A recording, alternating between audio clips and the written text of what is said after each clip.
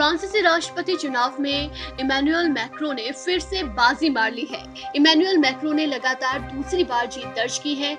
Marine ले pen को हराकर फिर बने हैं वो फ्रांस के राष्ट्रपति। इमैनुअल मैक्रों को 58.55% वोट मिले, जबकि पेन को 41.45% ही वोट हासिल हुए। अब तक के सबसे ज्यादा वोट पाने के बावजूद मरीन ले पेन राष्ट्रपति चुनाव हार गए। 44 साल के मैक्रों पिछले 2 दशक में दूसरी बार चुनाव जीतने वाले पहले फ्रांसीसी राष्ट्रपति बने हैं। हालांकि दूसरी बार ये पद संभालने वाले वो फ्रांस के तीसरे राष्ट्रपति होंगे। बता दें कि 5 साल पहले भी मैक्रों ने ली पेन को करारी मात देकर 39 साल की उम्र में फ्रांस के सबसे युवा राष्ट्रपति बनने का गौरव हासिल किया था। फ्रांस में दोबारा ऐतिहासिक जीत दर्ज करने के बाद इमैनुअल मैक्रों के समर्थक एफिल टावर के पास जमकर झूमे और जमकर खुशियां मनाई। यहाँ पर चैम्प डे मार्स पार्क में एक विशाल स्क्रीन पर आखिरी रिजल्ट आने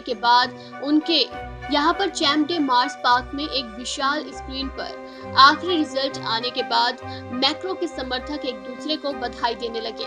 तो वहीं राष्ट्रपति का दूसरा कार्यकाल जीतने के बाद इमैनुअल मैक्रों ने भी एफिल टावर ग्राउंड में समर्थकों को संबोधित किया। उन्होंने अपने समर्थकों का धन्यवाद दिया। पिछले 5 सालों में इमैनुअल मैक्रों ने राजनीति में एक प्रमुख वैश्विक नेता के रूप में खुद को स्थापित किया है।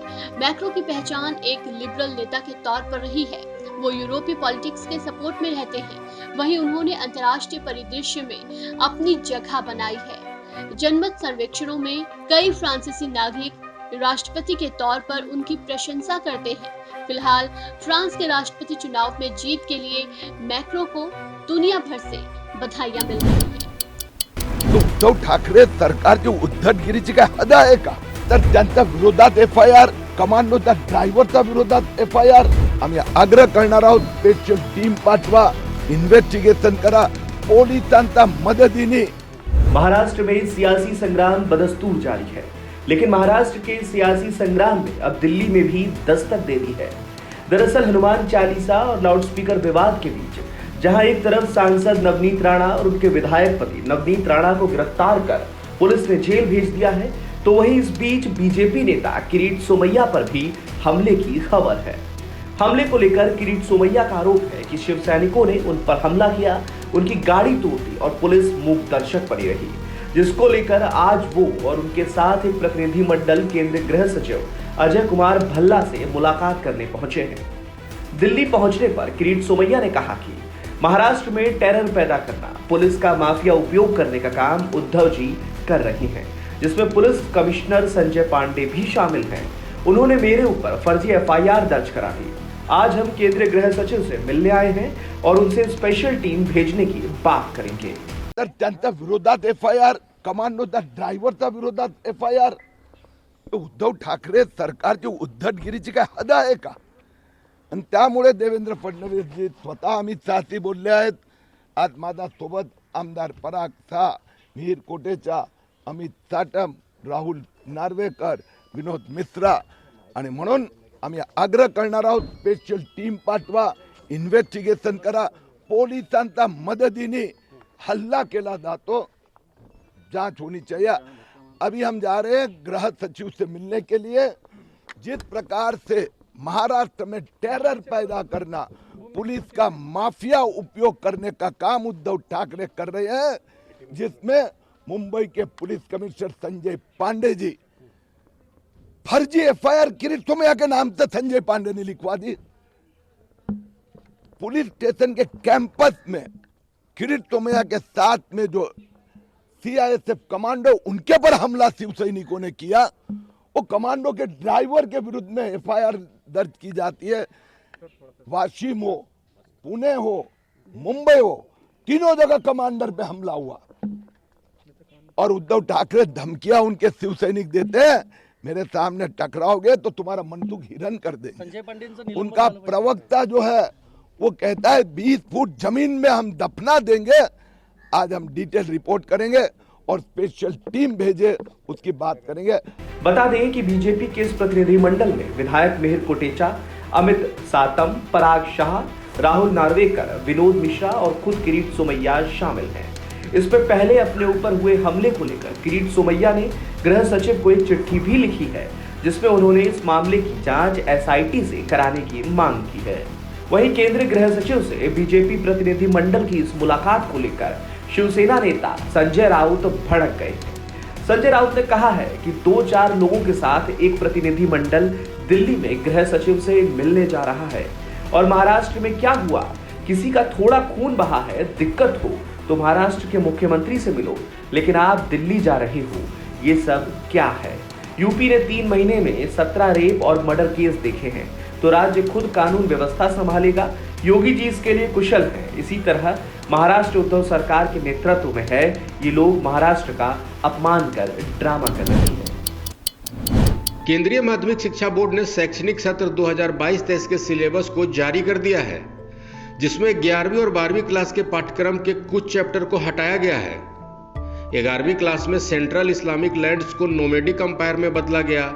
वहीं औद्योगिक क्रांति के कुछ हिस्से को भी सिलेबस में नहीं रखा गया है। वहीं मशहूर शायर फैज की नज्म डेमोक्रेसी एंड डाइवर्सिटी, मुगल दरबार जैसे विषयों को हटाने के फैसले पर कांग्रेस नेता राहुल गांधी ने नाराजगी जताई है। राहुल गांधी ने सोमवार को ट्वीट करके सिलेबस में बदलाव पर आरएसएस को घेरा है। राहुल गांधी ने ट्वीट के जरिए आरएसएस को राष्ट्रीय शिक्षा श्रेडर करार दिया है। श्रेडर कतरने वाली मशीन होती है। अपने ट्वीट के साथ राहुल गांधी ने एक फोटो भी शेयर किया है, जिसमें नए सिलेबस से हटाए गए सब्जेक्ट्स का जिक्र है, जबकि श्रेडर से गुजरकर कट चुकी बेरोजगारी, सामाजिक एकता संस्थाओं की फोटो है। तस्वीर के फोटो के जरिए राहुल गांधी ने केंद्र की मोदी सरकार को भी घेरा है और उन मुद्दों पर सवाल किए हैं जो वो लगातार उठाते रहे हैं। दरअसल केंद्रीय माध्यमिक शिक्षा बोर्ड यानी सीबीएसई के क्लास 11वीं और 12वीं के इतिहास और राजनीतिक विज्ञान के सिलेबस में बदलाव किए गए हैं। इसमें गुटनिरपेक्ष आंदोलन, शीत युद्ध, अफ्रीकी एशियाई क्षेत्रों में इस्लामी साम्राज्य के उदय, मुगल दरबार का इतिहास और औद्योगिक क्रांति से संबंधित विषयों को हटाया गया है, जबकि 10वीं के सिलेबस से कृषि पर वैश्वीकरण का प्रभाव विषय को हटा दिया गया है। इसके साथ ही धर्म सांप्रदायिकता और राजनीतिक सांप्रदायिकता, धर्मनिरपेक्ष राजखंड से फैज अहमद की 2 उर्दू कविताओं के अनुवादित अंश को भी हटाया गया है। इसी को लेकर राहुल गांधी ने आरएसएस पर निशाना साधा है। देश में पिछले कुछ दिनों से कोरोना मामले में तेजी से बढ़ोतरी दर्ज की जा रही है। हर दिन कोरोना के मामलों में इजाफा हो रहा है। हालांकि कल के मुकाबले भारत में कोविड-19 केसों में 2% की कमी दर्ज की गई है। स्वास्थ्य मंत्रालय की ओर से जारी आंकड़ों के मुताबिक पिछले 24 घंटे में 2541 नए मामले सामने आए हैं। ये लगातार छठा दिन है जब भारत में कोरोना के मामले 2000 के ऊपर ही दर्ज किए गए हैं। 2541 नए मामले सामने आने के बाद देश में अब तक कोरोना के कुल मामलों की संख्या 4,30,60,060 हो गई है। फिलहाल भारत में संक्रमण दर 0.84% पर है।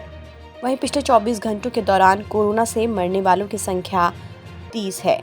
पूरे भारत में अब तक कुल 5,22,223 लोगों की कोरोना से मौत हो चुकी है। स्वास्थ्य मंत्रालय की ओर से जारी आंकड़ों के मुताबिक देश में एक्टिव मरीजों की संख्या 16,522 हो गई है। पिछले 24 घंटों में 1,862 लोगों ने कोरोना को मात दी है। इसी के साथ कोरोना से ठीक होने वालों की संख्या 4,25,21,341 हो गई है। कोरोना बढ़ने के साथ ही सरकार की कोरोना वैक्सीनेशन की रफ्तार भी तेज हो गई है। पिछले 24 घंटे में 3,64,210 लोगों को कोरोना की वैक्सीन लगाई गई है। अब तक कुल 187,71,95,781 लोगों को देश में कोरोना की वैक्सीन लगाई जा चुकी है। बता दें कि कोरोना की वैक्सीन लगाने में उत्तर प्रदेश राज्य सबसे आगे है। यूपी एकमात्र राज्य है जिसने 31 करोड़ से ज्यादा टीके की डोज दी है। वहीं राजधानी दिल्ली में कोरोना के आंकड़ों पर नजर डालें तो पिछले कुछ दिनों से कोरोना के मामलों में उछाल आया है और लगातार तीसरे दिन 1000 से ज्यादा कोरोना केस दर्ज किए गए हैं। वहीं दिल्ली में कोरोना के सक्रिय मरीजों की संख्या 4000 के करीब पहुंच गई है। बीते 24 घंटे के दौरान 1083 नए कोरोना केस सामने आए हैं। रविवार को कोरोना संक्रमण दर 4.48% रही। 24 घंटे के दौरान एक मरीज की मौत हुई। कोरोना को देखते हुए कई राज्य सरकारों ने मास्क को एक बार फिर अनिवार्य कर दिया है। जिस तरह से कोरोना के मामले सामने आ रहे हैं, उससे ऐसा लग रहा है कि कहीं चौथी लहर दस्तक ना दे दे। एक बार फिर रफ्तार पकड़ रहा है कोरोना वायरस। एक हफ्ते में ही दोगुने हुए मरीज। देश के 12 राज्यों ने बढ़ाई टेंशन। जी हाँ, एक बार फिर कोरोना वायरस की लहर फुल स्पीड में नजर आ रही है। एक रिपोर्ट के मुताबिक एक हफ्ते में ही कोरोना वायरस के केस दोगुने हुए हैं। देश के 12 ऐसे राज्य हैं जिन्होंने टेंशन बढ़ा दी है। इन 12 राज्यों में कोरोना के मामले तेज रफ्तार से बढ़ रहे हैं। अब तक दिल्ली, हरियाणा, उत्तर प्रदेश में ही कोरोना के मामले डरा रहे थे, लेकिन बीते हफ्ते 9 अन्य राज्यों ने चौथी लहर का खौफ पैदा कर दिया है। इनमें केरल, महाराष्ट्र, कर्नाटक, तमिलनाडु, बंगाल, राजस्थान, पंजाब, तेलंगाना और मिजोरम शामिल है। देश में कोरोना के मामले जिस तरह से बढ़ रहे हैं, उसका अंदाजा एक आंकड़े से लगाया जा सकता है। आपको बता दें, 18 से 24 अप्रैल के बीच 15,700 नए कोरोना मामले दर्ज किए गए हैं, जबकि इससे पहले हफ्ते 8,050 नए मामले मिले थे। ये 95% का उछाल है, जो वाकई चिंता की बात है। ये दूसरा हफ्ता है जब कोरोना के नए मामले बढ़ रहे हैं। इससे पहले 11 हफ्तों तक कोरोना के मामलों में गिरावट देखी गई थी। कोरोना के मामलों में आए उछाल की वजह ओमिक्रॉन सब वेरिएंट है या फिर इम्यूनिटी में आई कमी, ये अब तक साफ नहीं हुआ है। हालांकि राहत की बात तो ये है कि मौत के आंकड़ों में बड़ा उछाल नहीं आया है। भारत में सोमवार को एक बार फिर से 2,500 से ज्यादा कोरोना के नए मामले दर्ज किए गए हैं। पिछले 24 घंटे में कोरोना के 2,541 नए मामले दर्ज किए गए, जबकि 30 लोगों की इस घातक वायरस से मौत हुई है। आपको बता दें, इससे पहले रविवार को 2,593 दैनिक मामले सामने आए थे। वहीं राजधानी दिल्ली की बात करें तो यहाँ कुछ दिनों से कोरोना के मामलों में बड़ा उछाल देखा जा रहा है और लगातार तीसरे दिन 1,000 से ज्यादा मामले दर्ज किए गए हैं। दिल्ली में कोरोना के सक्रिय मरीजों की संख्या 4,000 के करीब पहुंच गई है। दिल्ली में बीते करीब 2.5 महीने में सबसे ज्यादा सक्रिय कोरोना मरीज हो गए हैं। बीते 24 घंटे के दौरान 1,083 नए मामले दर्ज किए गए हैं। रविवार को कोरोना संक्रमण दर 4.48% रही है। 24 घंटे के अंदर दिल्ली में इस घातक वायरस से एक मरीज की मौत हुई है। आपको बता दें, 12 फरवरी के बाद सबसे ज्यादा सक्रिय कोरोना मरीज हो गए हैं। 12 फरवरी को सक्रिय मरीज यानी कि एक्टिव मरीजों की संख्या 4,331 थी। वहीं बढ़ते कोरोना केस के बीच प्रधानमंत्री नरेंद्र मोदी बुधवार यानी कि 27 अप्रैल को मुख्यमंत्रियों के साथ वीडियो कॉन्फ्रेंसिंग के जरिए चर्चा करने वाले हैं। इस बैठक में कोरोना संक्रमण पर चर्चा की जाएगी। इस दौरान केंद्रीय स्वास्थ्य सचिव राजेश भूषण एक प्रेजेंटेशन भी देंगे। इस खबर में फिलहाल इतना ही। तमाम अपडेट्स के लिए आप बने रहें वन इंडिया हिंदी के साथ।